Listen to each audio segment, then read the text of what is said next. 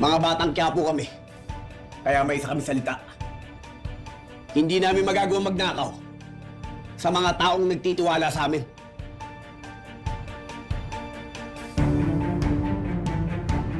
Paano ko ngayon mababayaran ng mga Montenegro?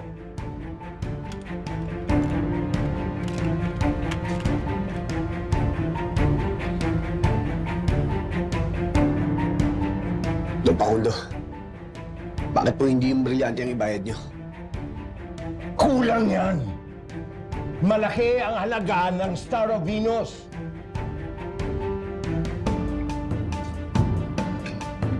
Bakit hindi nyo po idagdag itong mga drogang nandito?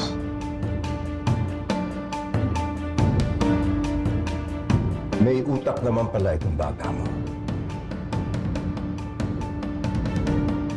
Sige, gamitin natin ang mga droga